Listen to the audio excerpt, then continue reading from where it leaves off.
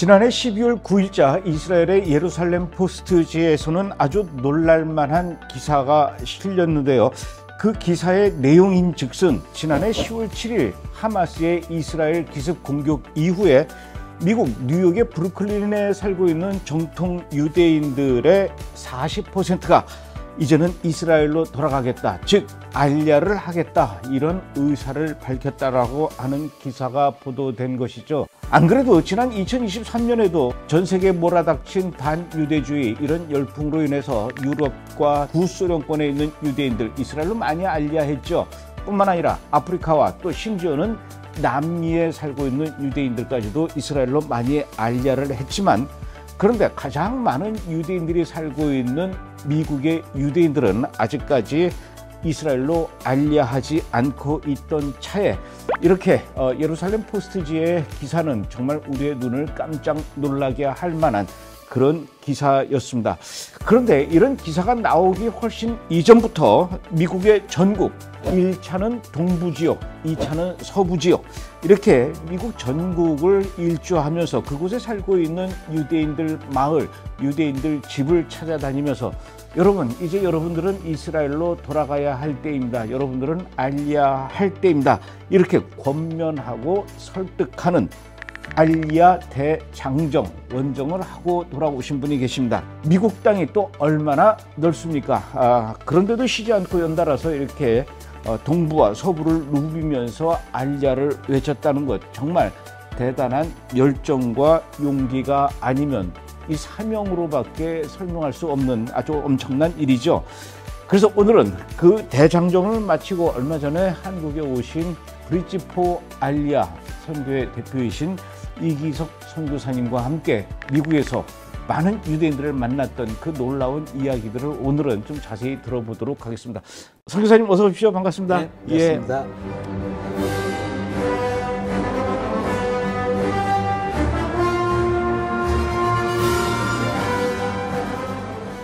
1차, 2차, 제가 이제 동부, 서부라고 이렇게 얘기를 했지만 구체적으로 1차 동부 어느 지역, 그리고 2차 서부 지역 어디를 이렇게 다녀오신 겁니까?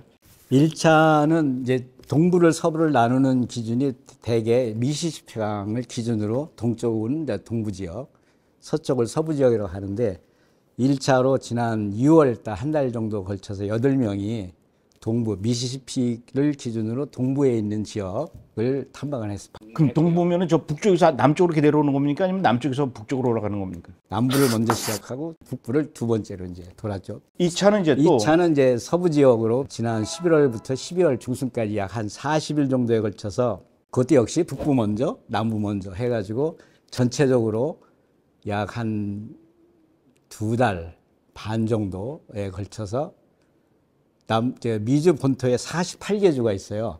48개 중에 45개 주에 걸쳐서 거리로는 약 한 33,000km. 와우.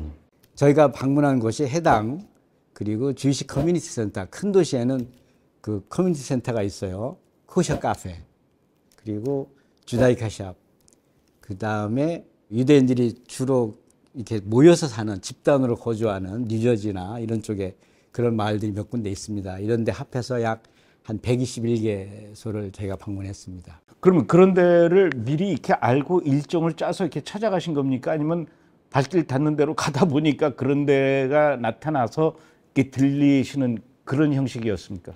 처음에 이제 이것을 마음을 주셔서 계획을 할 때 대략 유대인들이 어느 지역에 모여 사는지를 다 조사를 하고 그 지역에 있는 아까 말씀드린 방문 대상지를 찾았어요. 그 유대인들이 보는 그 인터넷 홈페이지에 그 모든 저희가 원하는 장소들이 다 주소, 연락처들이 나와 있거든요.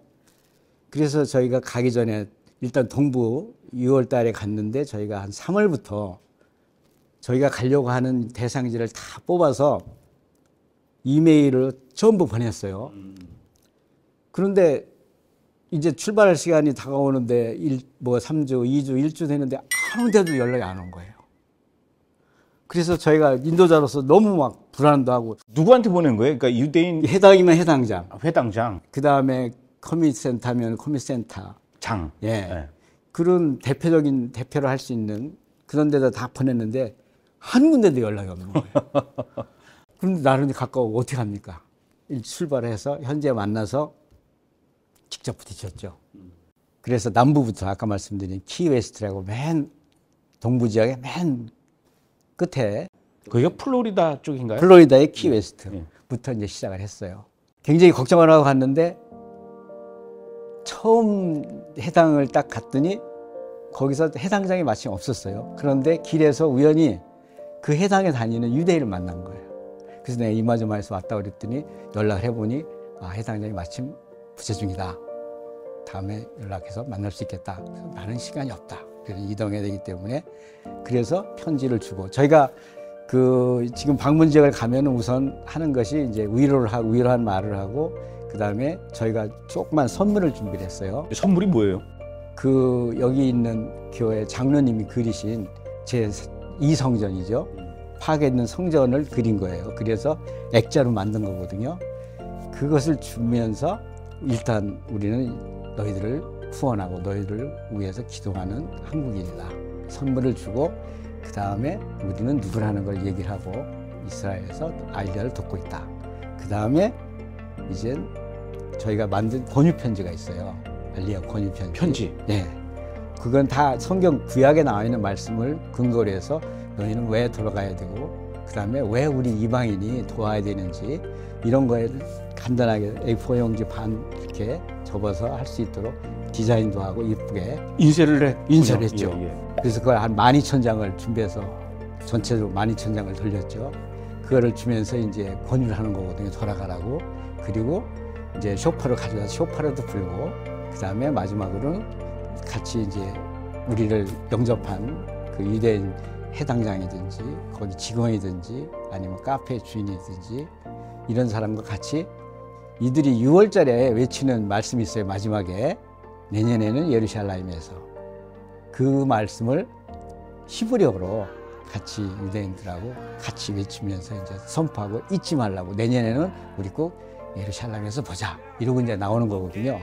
그래서 이제 이런 걸 줘야 되는 게 있기 때문에 내가 전해주겠다 그러면 그래서 너희 해당장한테 전해다오 이러고서 이제 첫 번째 해당 방문을 마치고 그 다음부터 카페 이런 걸 우리가 예정했던 그들을 다 이제 방문을 했죠. 약속 없이. 그런데 결과적으로 121군데 가면서 저희가 간 것은 121군데는 넘겠죠. 약 90% 정도가 다 열어준 것 같아요. 근데 왜 그 선교사님께서 그분들에게 이렇게 그 이메일을 보냈을 때 한 사람도 왜 답장을 안 했을까요? 가서 알았어요. 만나보고 알았는데 우선 저희가 이스라엘에서 지금 10년까지 2013년부터 10년을 살아왔는데 저희는 이스라엘이 기독교인에 대한 반감이 높지 미국에 있는 유대인들은 아무래도 서구 사회에서 오래 살아왔기 때문에 그렇게 우리한테 반감이 있을 줄은 몰랐거든요.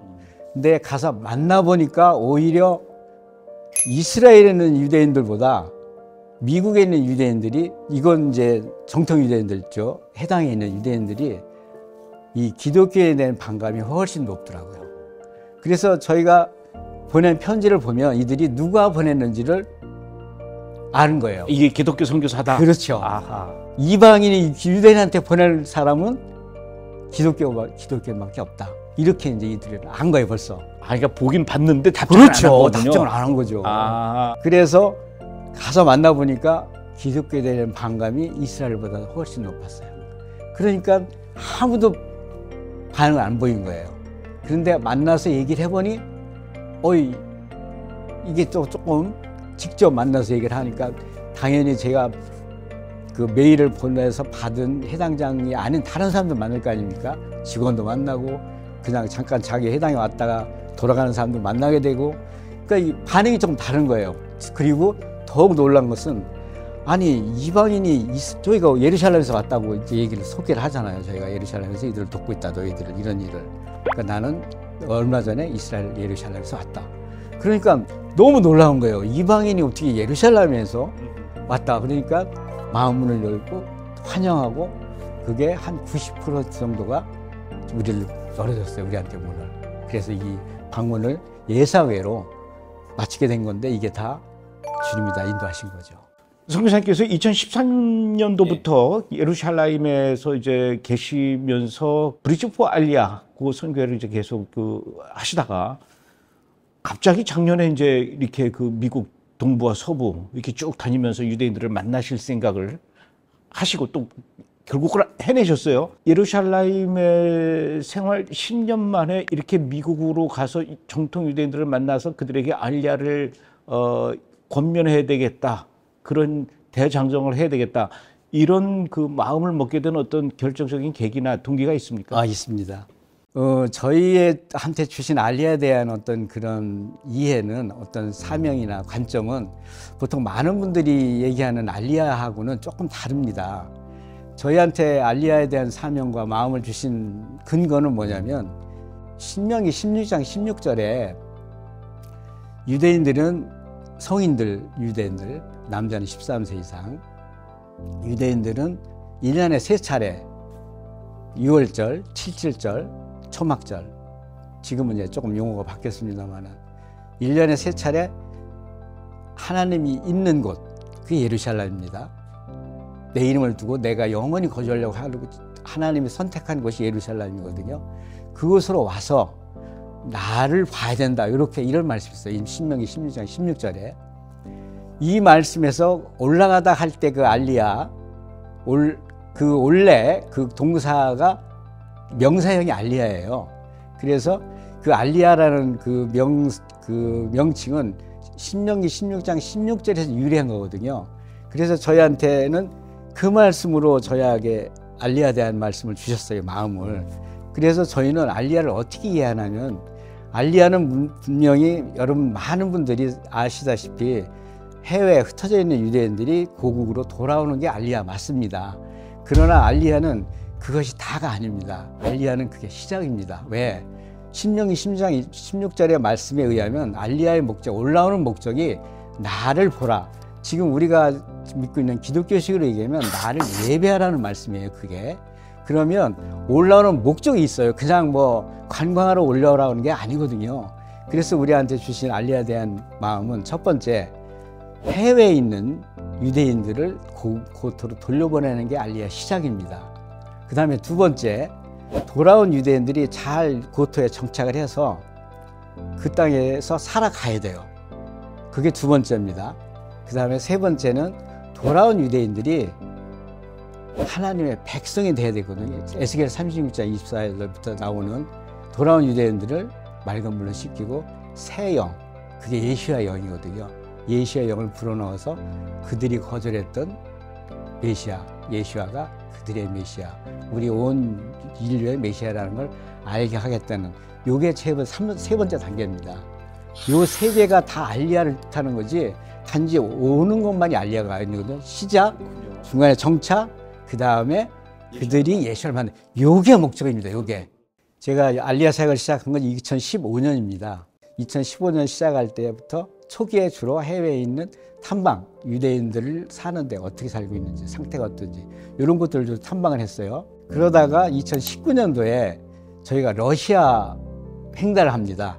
지금 이번에 미국 한 거 똑같은 방식으로 블라디보스톡에서 세인트피터스버그까지 약 한 달에 걸쳐서, 그때는 러시아 횡단 열차를 타고 8명이 한 12,000km 정도 타고, 예. 아직 거기에 남아있는 유대인들이 아직 몇십만 명이 아직도 남아있습니다. 1990년대 초에 한 200만 가까이 돌아왔지만 아직도 많이 남아있는데, 저희가 갔을 때 방문한 유대인들은 대부분 다 잘 사는 유대인들이었어요. 회당도 멋있고. 다 저희가 권유를 하니까 다 웃으면서 다 인정을 해요. 왜? 그들의 말씀에 나와 있으니까. 그런데 다 가겠다는 마음은 없었어요. 그리고 우리도 별로 생각 없이 그냥 그런 마음 좀 주시길래, 그래 한번 갔다 오지 초막절 전에, 이렇게 해서 가벼운 마음으로 했는데, 2019년에 코비드 시작하고 1년 후에 우크라이나 전쟁이 시작되면서 어떤 일이 일어났느냐, 그때부터 갑자기 이들이 큰일 났다, 이거 빨리 가야 되겠다. 이 시베리아 횡단할 때 만났던 그 유대인들이. 그렇죠. 와우. 가는데 못 가게 된 거예요. 왜? 자국 군인들 위해서, 모병을 위해서 모든 대상들, 군인 징집 대상들을 출국을 못하게 했죠. 출국을 제한하기 시작했죠. 그러면서 이들이 나오고 싶어도 이제는 여러 가지 때문에 일시에 또 이 알리아 사기라는 건 그렇게 금방 뭐 나 내일 갈래 갈 수 있는 게 아니거든요. 그러니까 그때부터 나가고 싶어도 나갈 수가 없게 된 거예요.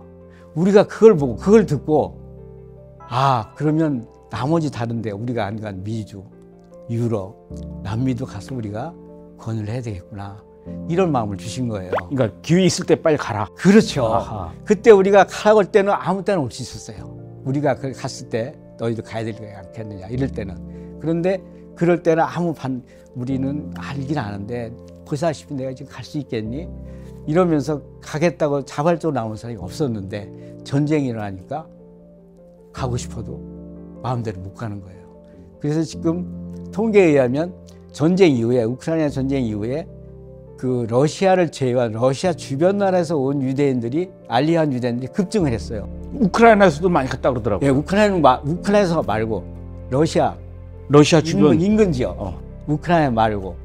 그러면 그들이 어디서 왔느냐? 대부분 러시아에서 주변 나라로 은밀하게 탈출해서 온 사람들이 훨씬 많습니다.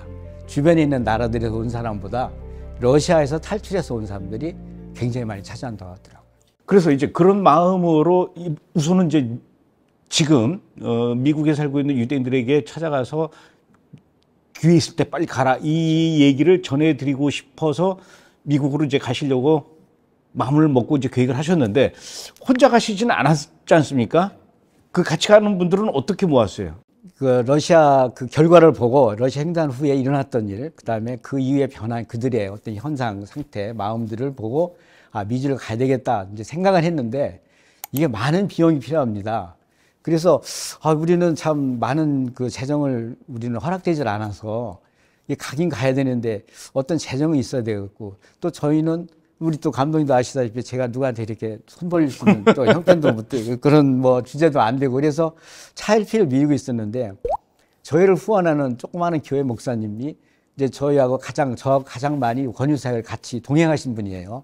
이분한테도 똑같이 이제 그런 마음을 주셔서 당신이 얼마 정도 헌금을 하겠으니 한번 가시기 마음을 가지세요.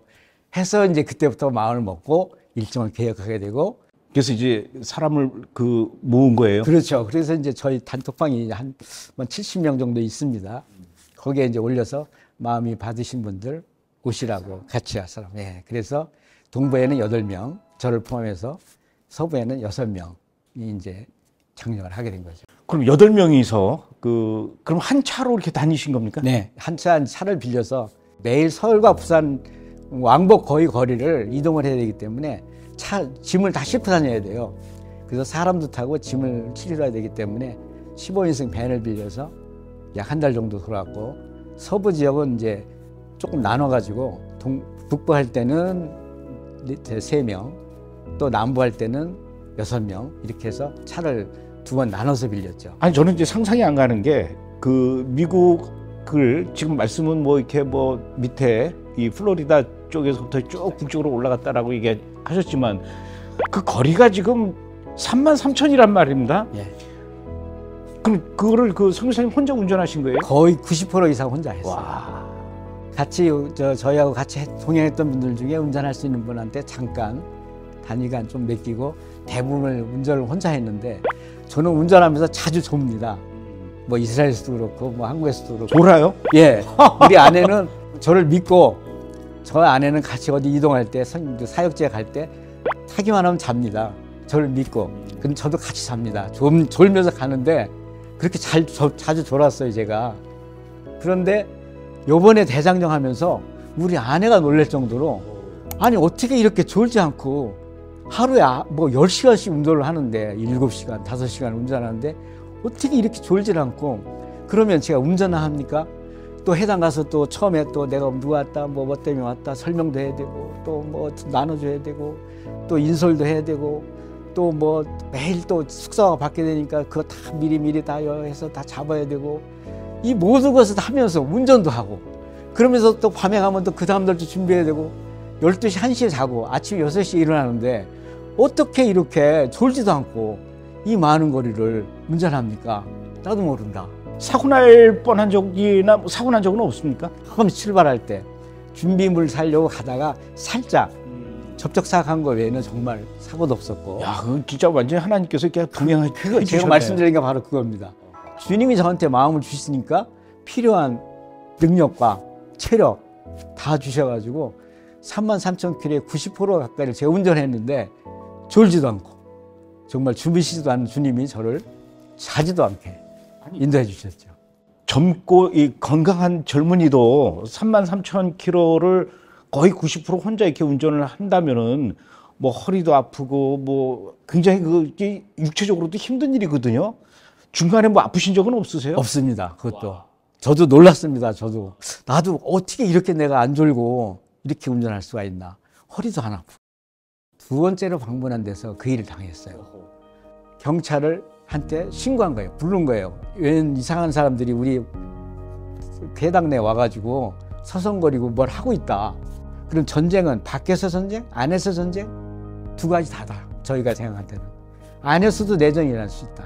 미국에서요? 미국 내에서. 내전 내지는 어떤 그런 테러에 의한 9.11, 2001년도에 있었던 9.11 같은 그런 또 내전에 준하는 어떤 테러가 일어날 수도 있다.